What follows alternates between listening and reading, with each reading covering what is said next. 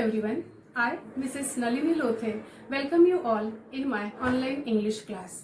Dear students, you will find many points that will help to solve activities in board exam. So watch this video till end. In the ending of the video, I will give some notes also. विद्यार्थी मित्रांनो, आयुष्याच्या वाटचालीमध्ये कधी कधी आपण एखाद्या तणावाखाली वावरत असतो. आपल्या मनावर खूप मोठं दडपण असतं आणि अनपेक्षितपणे असा एखादा क्षण येतो, एखादा प्रसंग येतो, एखादी घटना घडते किंवा एखादी व्यक्ती आपल्या आयुष्यामध्ये येते आणि तो मनावरचा मनभर ताण अगदी क्षणामध्ये नाहीसा होतो. अशाच संदर्भातली एक स्टोरी आज आपण अभ्यासणार आहोत. So dear students, come to page number 2. Today we shall study the first lesson in our English textbook, that is An Astrologer's Day. Astrologer म्हणजे ज्योतिषी. ज्योतिषी म्हणजे कोण असं माहिती आहे ना? जो भविष्य सांगतो, फोरटेलर, तर त्याला आपण ॲस्ट्रोलॉजर म्हणतो, ज्योतिषी. A day. आता हा डे कोणता आहे? Why this day is important and what is the speciality of this day? We have to see in this video. The writer of this lesson is R.K.Narayan. R.K.Narayan was one of the best known English writers, Indian English writers. He has written 14 novels and 5 volumes of short stories. He has created an imaginary town, Malgudi, for his stories. The style of his writing is simple, humorous and elegant. His novel, The Guide, has won him the Sahitya Academy Award in 1961. Now we shall turn to the story. Punctually at midday, he opened his bag and spread out his professional equipments. Punctually means like every day, means it was his daily routine. At midday, what is the time? Midday. Midday means दुपारची मध्यान्हाची वेळ होती, 12-12:30ची वेळ असेल. He opened his bag. त्याच्या बॅगमध्ये काय ठेवलं होतं बघा? Professional equipments. Professional means related to his profession. What was his profession? His profession was of astrology. And equipments म्हणजे साधनं. काय काय साधनं होती त्याच्या ॲस्ट्रोलॉजीच्या व्यवसायाला लागणारी ते आपण बघू. ही हॅड अ डझन कौरी शेल्स. कौरी इज अ सी ॲनिमल. कौरी शेल्स म्हणजे कवड्या. बघा, ह्या अशा कवड्या असतात, त्या ज्योतिषाकडे असतात. So he had a dozen cowrie shells. He had a square piece of cloth with mystic charts on it. Mystic charts. Mystic means difficult to understand. गूढ, अनाकलनीय, आपल्याला सहजासहजी समजणार नाही अशा काहीतरी आकृत्या किंवा चार्ट्स त्यांनी एका कापडाच्या तुकड्यावर काढलेल्या होत्या. He had a notebook and a bundle of palmyra writing. Palmyra is a kind of palm. बघा, ज्योतिषाकडे अशा हस्तरेखा असतात हातावरती, काही काही वेगळ्या आकृत्या हस्तरेखा आपल्याला दिसतात, तर तसं सगळं सामान त्याच्याकडे होतं. Now we shall see his appearance. How did the astrologer look like? He had painted his forehead with vermilion. Vermilion means शेंदूर. His forehead was resplendent with sacred ash and vermilion. Sacred म्हणजे holy, ash म्हणजे राख, एक अशी पवित्र राख. Ash माहिती सगळ्यांना, राख, ती त्याने कपाळाला फासलेली होती, शेंदूर फासलेला होता. Resplendent means coloured with impressive way. So he was looking impressive. His look was of typical professional astrologer. His eyes sparkled with a sharp abnormal gleam. His eyes were bright. The people thought that his eyes are very bright, but actually that brightness was due to searching for the customers all the time. त्याची नजर सारखी भिरभिरत असायची. कशासाठी? तर तो नेहमी गिऱ्हाईकांचा शोध घेत असायचा. कोणी भविष्य विचारायला येईल का यासाठी त्याची नजर सगळीकडे भिरभिरत असायची. And people thought that his eyes have sharp abnormal gleam. His dark whiskers streamed down his cheeks. त्याचे कल्ले होते ते गालापर्यंत खाली आलेले होते. And he had wound a saffron colored turban around his head. त्याने केशरी रंगाचा फेटा आपल्या डोक्याभोवती गुंडाळलेला होता. This was the typical look of a professional astrologer. Now we have to see where did he sit for a business. There was a town hall park and near that there was a narrow path. there was a tamarind tree. Under the boughs of that tamarind tree, he sat for his business. Boughs means branches. मोठ्या मोठ्या फांद्या होत्या. Tamarind म्हणजे चिंचेच्या झाडाच्या फांद्या होत्या पसरलेल्या आणि त्याच्या खाली सावलीमध्ये तो आपला बिझनेस थाटून बसायचा. Now why town hall park ही जागा त्यांनी का निवडली? Town hall park was a remarkable place for the astrologer. Why? Because there was a surging crowd moving up and down from morning to evening. नेहमी त्या ठिकाणी गर्दी असायची. मार्केट प्लेस होतं आणि गजबजलेला एरिया होता. Again there was a variety of trades and occupations. Trades म्हणजे व्यापार, ऑक्युपेशन्स म्हणजे व्यवसाय. वेगवेगळे व्यापार आणि व्यवसाय त्या ठिकाणी होते. Now we have to see which were the trades and occupations there. There were medicine sellers. Medicine sellers म्हणजे औषधांचे विक्रेते होते. There were the sellers of stolen hardware and junk. Stolen hardware, चोरीचा माल वगैरे असतो बघा, हार्डवेअर विकतात, तर असं त्या ठिकाणी होतं. देर वेर सम मॅजिशियन्स, जादूगार सुद्धा होते, जादूचे खेळ करणारे. And there was an auctioneer of cheap cloth. Auctioneer म्हणजे लिलाव, कपड्यांचा लिलाव सुद्धा त्या ठिकाणी लागायचा. आता बघा, हे असे सगळे व्यवसाय त्या ठिकाणी होते, दुकान होते, त्यामुळे त्या एरियामध्ये नेहमी गर्दी असायची. And there was a vendor of fried groundnut. Fried groundnut, खारवलेले किंवा भाजलेले शेंगदाणे विकणारा फेरीवाला, व्हेंडर म्हणजे फेरीवाला, सेलर त्या ठिकाणी असायचा. आणि त्याच्या जवळच याने आपलं दुकान थाटलेलं होतं, म्हणजे रोज थाटायचा. Now we have to see the speciality of this vendor. R.K.Narayan here humorously tells about this vendor. This vendor sold his wares with different names. Wares, W-A-R-E-S. wares म्हणजे त्याच्या वस्तू. त्याच्या वस्तू कोणत्या होत्या? Fried groundnut. एकच माल तो वेगवेगळ्या नावांनी कसा विकायचा बघा. Someday he will say Bombay ice cream. आपल्या शेंगदाण्यांना तो बॉम्बे आईस्क्रीम म्हणून विकायचा. The other day he will say Delhi almonds. And some other day he will say Raja's delicacy. असा ओढून ओढून आपला माल तो वेगवेगळ्या नावाने विकायचा.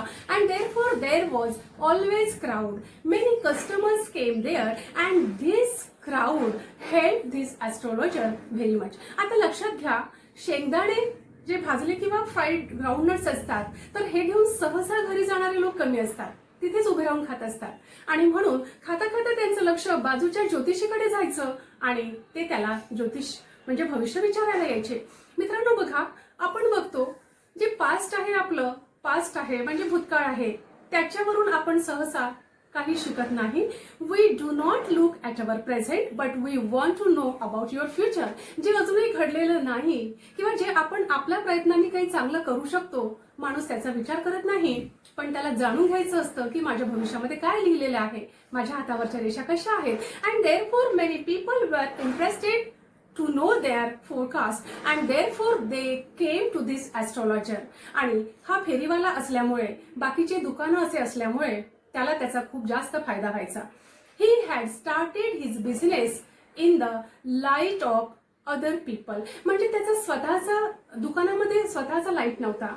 Then how did he work? There was the light of a flare which crackled and smoked up above the groundnut nearby. शेंगदाणे भाजण्यासाठी जो विस्तव असायचा, त्याच्या प्रकाशामध्ये तो आपला बिझनेस करायचा. Again the shop lights helped him. There were no municipality lights in that marketplace, so he used the lights of others. Also there some had hissing gas lights. His असा आवाज करणारा जी गॅस बत्ती असते, काही लोकांकडे त्या होत्या आणि त्या प्रकाशामध्ये तो आपलं काम चालवून घ्यायचा.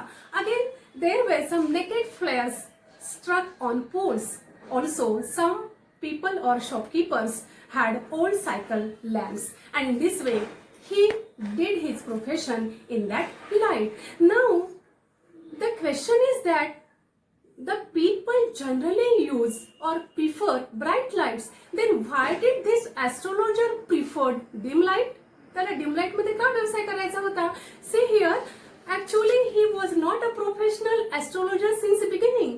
When he began his life, he was not intended to be an astrologer. Then how did he turn to this profession, or why did he turn to this profession? This is a question of thinking, and you will get the answer to this question in the ending. तो या प्रोफेशनकडे का वळला, का बरं त्याला या व्यवसायाकडे वळावं लागलं, इंटरेस्ट होता की मुद्दाम वळला की कुठलं कारण होतं, ते आपल्याला स्टोरीमध्ये बघायला मिळणारच आहे. He had left his village and he had walked 200 miles to this town. 200 मैल पायी चालून तो या ठिकाणी आलेला होता. 200 मैल पायी चालणं ही काही साधी गोष्ट नव्हती. But why did he leave his village? Actually, he had left his village for some reason. There is some strong reason for this. आणि तो जर गाव सोडून आला नसता आणि तिथेच राहिला असता तर त्यांनी काय काय केलं असतं हे या व्हिडिओच्या शेवटी ऍक्टिव्हिटीज मध्ये मी तुम्हाला देणार आहे. Now see here, he did his work in the dim light. He had left his village and come here. He had not intended to be an astrologer since beginning, but he turned to this profession. He charged 3 pies per question. Now see here, he was not a professional astrologer. त्याच्या पूर्वापार हा धंदा चालत आलेला नव्हता, त्याच्या family मधलं कोणी असं नव्हतं. मग तरी तो भविष्य सांगायचं कसा? The people were pleased with his foretelling. त्याचं भविष्य ऐकून लोक आनंदी व्हायचे, म्हणजे लोक कन्व्हिन्स व्हायचे. Why? There were some tactics for this. It was a matter of study. नेहमी लोकांच्या चेहऱ्यांचा अभ्यास करून त्याला हे कळायला लागलं होतं की कोणाच्या मनात काय चाललेलं आहे, कोणाच्या जीवनात काय चाललेलं आहे याचा तो अंदाज घ्यायचा. It was a matter of shrewd guesswork. Guess करायचा, अंदाज करायचा. It was a matter of practice and experience and he had the experience of human nature. बघा मित्रांनो, जीवनामध्ये असे काही प्रसंग असतात, असे काही प्रॉब्लेम्स असतात जे सगळ्यांसाठी कॉमन असतात आणि जनरल स्टेटमेंट तो वापरायचा. He used common statements and his guessing was correct. At least 9 out of 10 people had 10 पैकी 9 लोकांना तरी त्याचं सांगणं तंतोतंत लागू व्हायचं. Now see here, how did he use the tact? Which tact did he use for his foretelling? When any person came to him, he asked general statement. कुठला general statement? There is a woman in your life. She may be from your family or some distant relative and she wants to do this and this. म्हणजे एखादी स्त्री तुमच्या जीवनामध्ये आहे आणि ती तुमच्या मागे लागलेली आहे किंवा तुमच्या वाईटावर टपलेली आहे किंवा तिचा तुमच्या जीवनावर काहीतरी असा वाईट प्रभाव आहे असं काहीतरी तो सांगायचा. To some people he said, your nature is responsible for your problems. हे तुमचे जे प्रॉब्लेम्स आहेत, your problems are because of your nature. To some he would tell, you do not get much for your efforts. तुम्ही प्रयत्न खूप करताय पण तुम्हाला पाहिजे तसं फळ मिळत नाही. तर हे जनरल क्वेश्चन्स 10 पैकी 9 लोकांना नक्कीच लागू व्हायचे.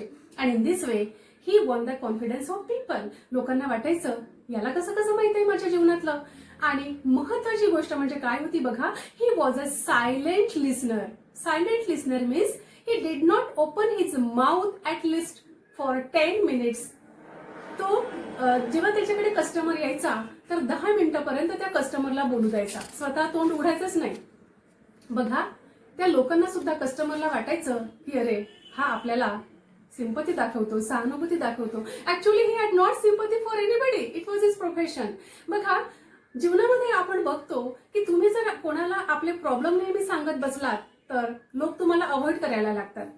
तुम्ही फक्त आनंदी असाल किंवा हॅप्पी असाल, चांगल्या चांगल्या गोष्टी सांगितल्यात, त्यांच्या फायद्याच्या सांगितल्यात तर लोक तुम्हाला आपल्यामध्ये मिक्स करतात. And when you start telling your problems repeatedly, the people want to avoid you. आणि त्याच्याकडे येणारे लोक खूप काही आनंदी नसायचेच. ज्यांना काहीतरी प्रॉब्लेम आहे, जे कुठल्या तरी अडचणीमध्ये आहेत, तेच लोक जनरली आपलं भविष्य विचारायला जातात.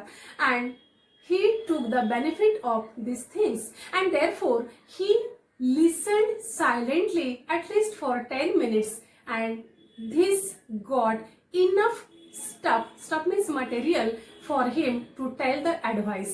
आणि या 10 मिनिटांमध्ये तो समोरचा कस्टमर आपल्या भूतकाळाविषयी बोलून जायचा, प्रेझेंट विषयी बोलायचा. Also he told about his ambitions. त्याला फ्युचरमध्ये काय करायचं आहे, त्याचे अम्बिशन्स काय आहे हे त्याच्या बोलण्यातून निघून जायचं आणि त्याचाच आधार घेऊन हा ॲस्ट्रॉलॉजर पुढचं भविष्य त्याला सांगायचा.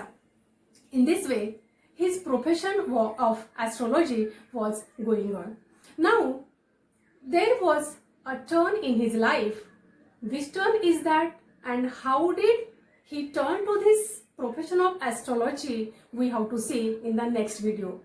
यानंतर मी तुम्हाला काही ऍक्टिव्हिटीज देणार आहे, तुम्हाला त्या नोट करून घ्यायच्या आहेत आणि पुढे काय होतं, तो या व्यवसायाकडे कसा वळला, का वळला आणि या गोष्टीचा शेवट कसा होतो, तुम्हाला व्हिडिओच्या दुसऱ्या भागामध्ये मिळणार आहे. तर दुसरा भाग तुम्ही अवश्य बघा.